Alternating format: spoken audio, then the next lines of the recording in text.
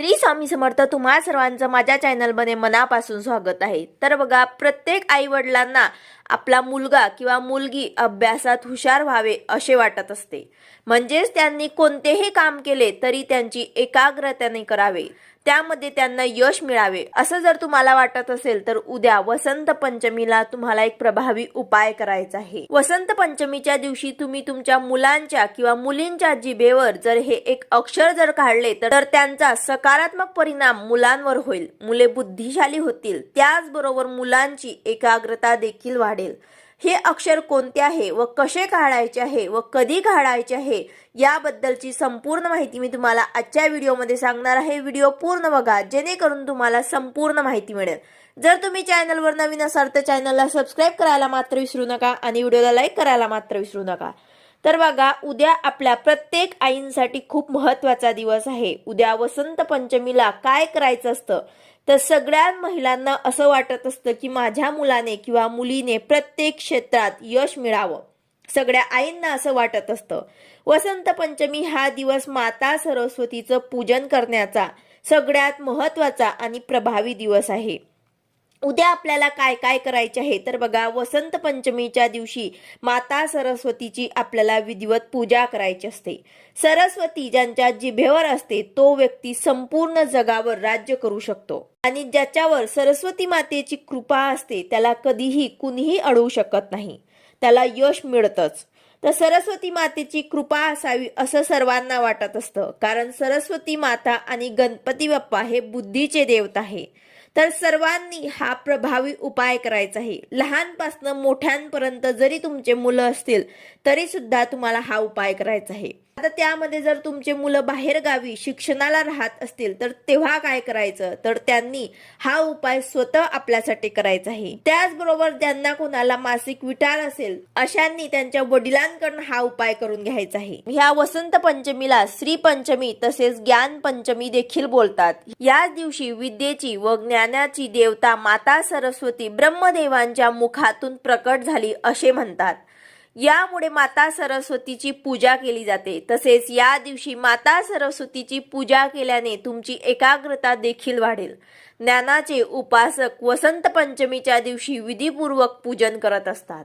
या दिवशी पिवळे वस्त्र परिधान करायचे आहे असे बोलले जाते. तर सकाळी उद्या आपल्याला लवकर उठून शुचिर्भूत आपण सुद्धा आणि आपल्या मुलांना सुद्धा पिवळ्या कलरचे वस्त्र परिधान करायचे आहे. त्याचबरोबर सर्वात महत्त्वाचं, जर तुमच्याकडे माता सरस्वतीचा फोटो नसेल तर तुम्ही आज आणून घ्या, कारण उद्या आपल्याला माता सरस्वतीची विधिवत पूजा करायची आहे. त्याचबरोबर जर तुमच्याकडे फोटो नसेल, यंत्र असेल तरी सुद्धा चालेल किंवा मग मूर्ती असेल तरी सुद्धा चालेल.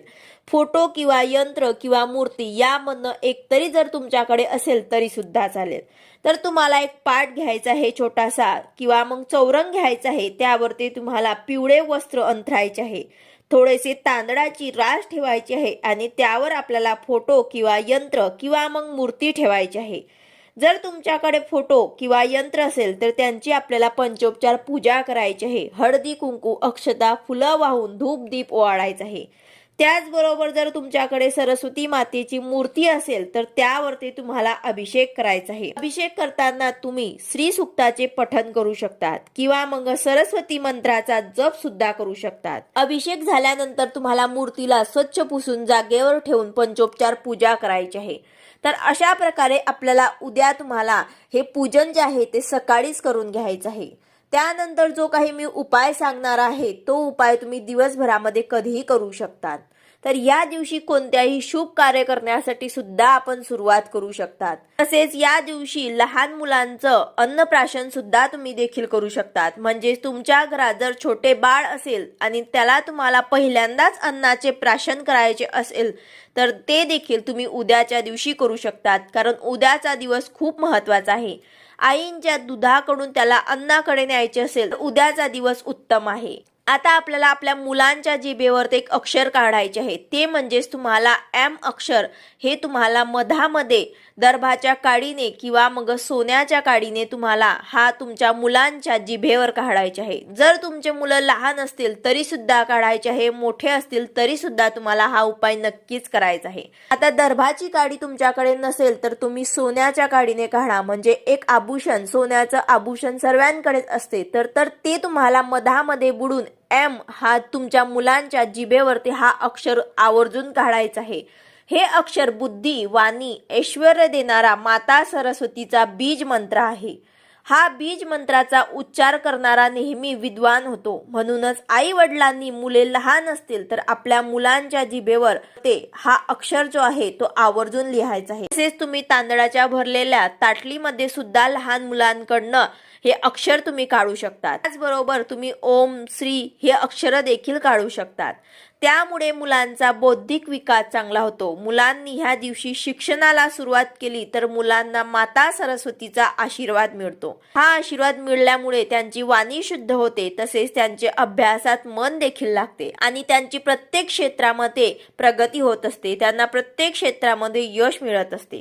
तर अशा प्रकारे आपल्याला उद्याच्या दिवशी आपल्या मुलांच्या जिभेवर हा एक अक्षर जो आहे तो आवर्जून लिहायचा आहे.